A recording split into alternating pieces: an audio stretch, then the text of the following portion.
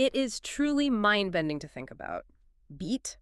Just months ago, cinematic AI video was brutally difficult. Oh, absolutely. You faced endless rendering failures back then. Right. I mean, it required extremely complex software. Rendering just failed constantly. Yeah, that process of building the final video files was brutal. But today, everything has completely changed. Generating a scene simply requires typing a few words into a chat box. 2-sec silence. Welcome to this deep dive. Today, we are figuring out how to master Gemini Omni. It is a massive shift. We are going to walk you through setting up your digital avatar. Yeah, without it looking creepy, we will also figure out how to construct the perfect prompt. Right. And we will explore chat-based scene editing too. We will look at blending your real iPhone footage with Hollywood-level effects. Finally, we will uncover the structural secrets to avoiding those frustrating rendering errors. It is a totally new way to approach video creation. What is fascinating here is the core technology. Gemini Omni is a multi-input model. Okay, let us unpack this quickly. Multi-input model, an AI that processes text, video, and audio together. Exactly. That completely changes the entire production workflow. You are not just feeding it text anymore. Right, you are collaborating with it across multiple formats simultaneously. Yeah. But before we can generate a movie, we have to put ourselves in it. Yes. But rushing the initial scan ruins the entire output. Many people make this mistake right out of the gate. They really do. They end up with a weird, fake-looking digital character. The initial setup decides the quality of every future video you make. Right. If you give the system bad data on day one, you get bad videos forever. There is a catch with the setup, though. You actually have to use your mobile phone for this. You cannot do this on a desktop computer. Yeah, your phone has the necessary hardware built right in. It requires the front-facing camera and the depth sensors to work. Just to clarify for everyone, depth sensors. Phone cameras that measure how far physical objects are. They analyze your facial data accurately. Exactly. Desktop webcams just do not have that 3D mapping capability. They only see a flat, two-dimensional image. So you open the app on your phone, you see numbers on the screen, and you have to speak them out loud.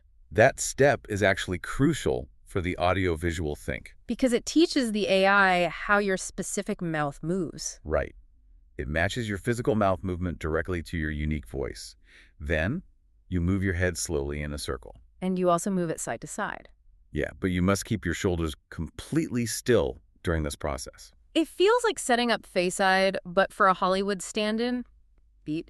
Environmental lighting is also incredibly crucial here. Oh, for sure. You need to sit facing a natural window.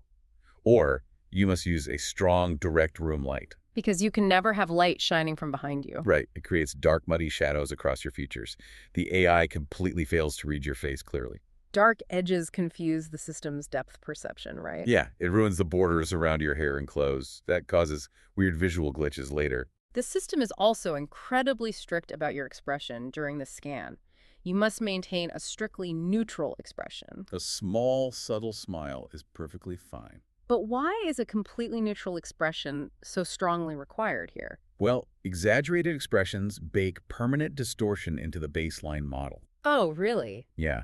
If you scan your face with a huge, goofy grin, the AI assumes that is your standard resting face. So it just constantly looks like that. Exactly. Every single video you generate will feature that exact stretched expression. Got it. Big smiles confuse the AI and warp your future video outputs. You really want to give this system a clean, relaxed canvas.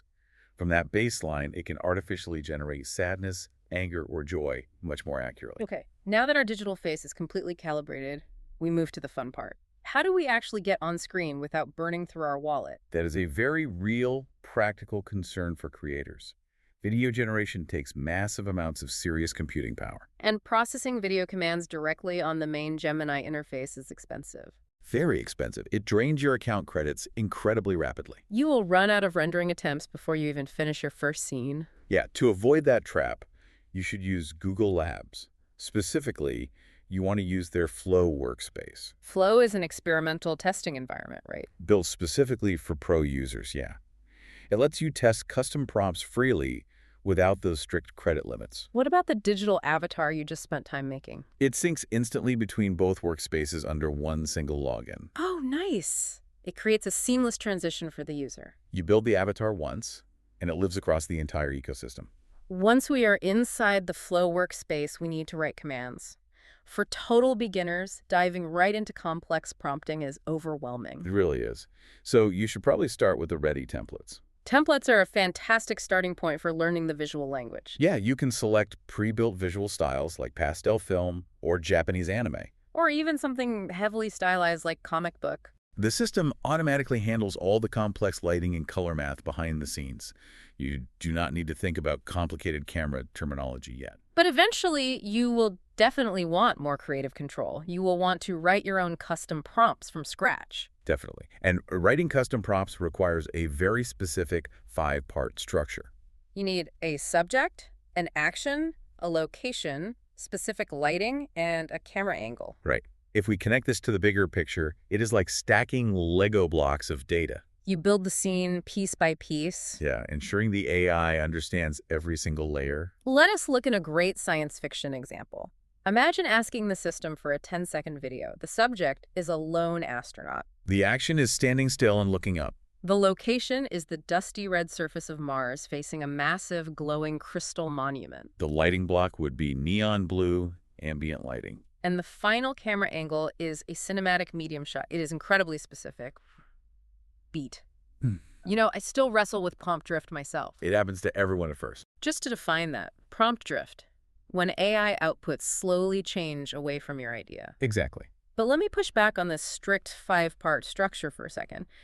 If we give the AI slightly less information, might it result in more creative surprises? Not at all. Vague prompts simply force the AI engine to guess wildly. Oh, really? Yeah. When it guesses, it pulls from completely unrelated visual training data that almost always results in messy, highly inconsistent visuals. So fewer details don't equal more creativity, they just equal more rendering mistakes. Precisely.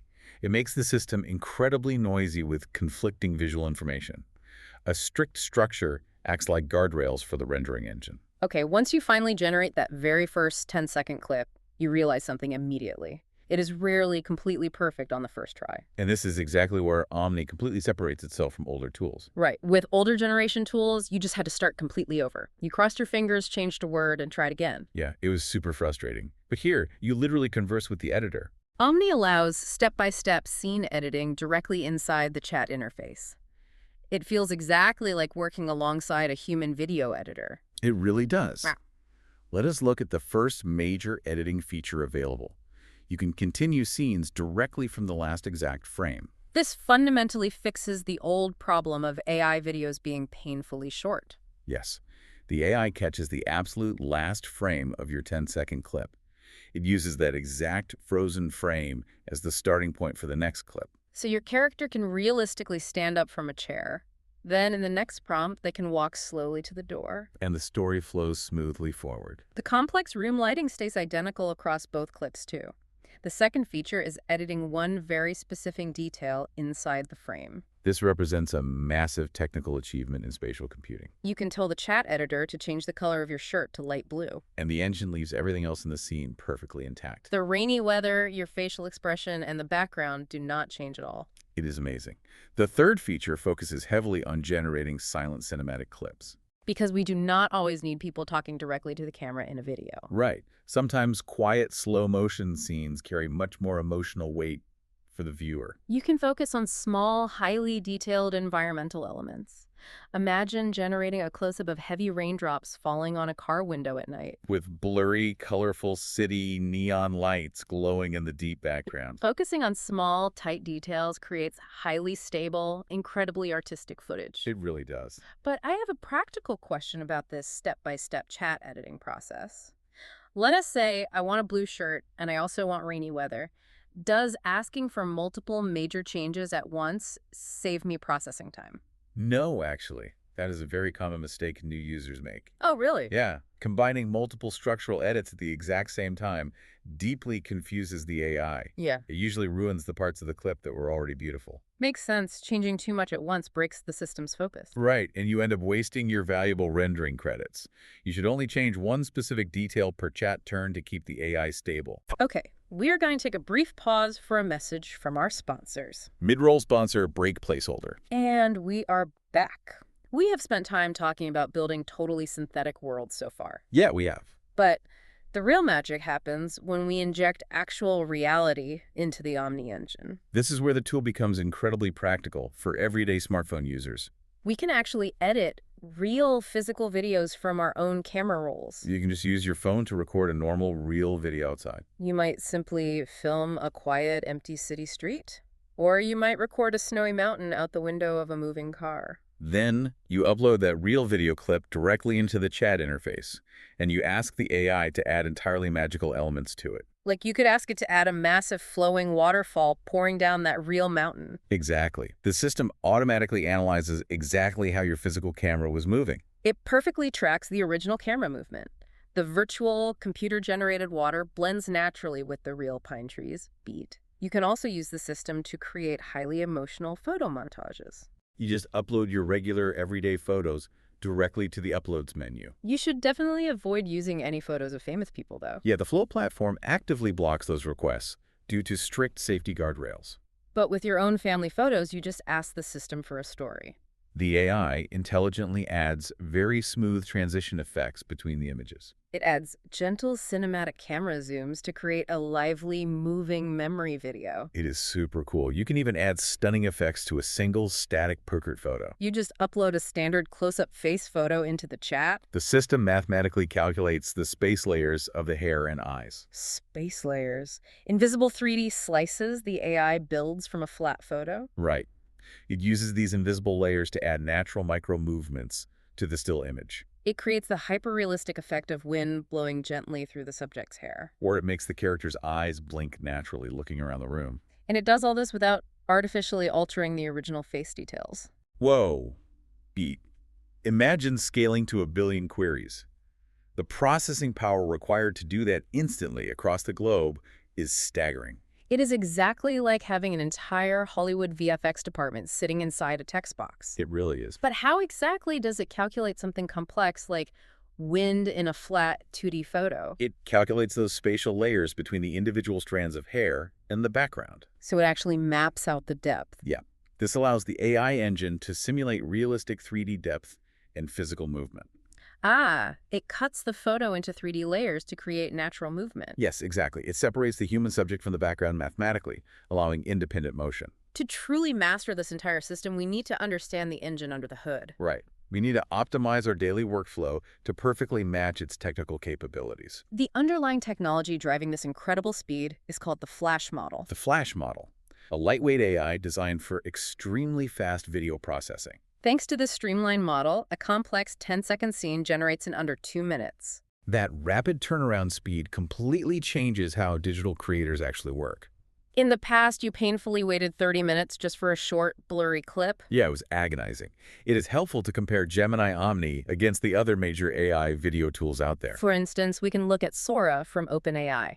Sora is highly realistic, but it is known to be very slow. It is also quite hard to prompt effectively for specific, repeatable camera angles. You can also compare Omni directly to a platform like Runway. Runway is definitely faster, but the outputs often look much more like computer graphics. Gemini Omni seems to hit a very specific, highly productive sweet spot. It offers rapid speed, chat-based ease of use, and stunning cinematic quality. You just talk to it normally, refining the shot over a coffee. To guarantee that cinematic quality, you must use very specific professional vocabulary. Yeah, you must intentionally use specific camera lens and lighting terms in your prompt. For example, typing 35mm anamorphic lens forces a wide, highly cinematic focal length.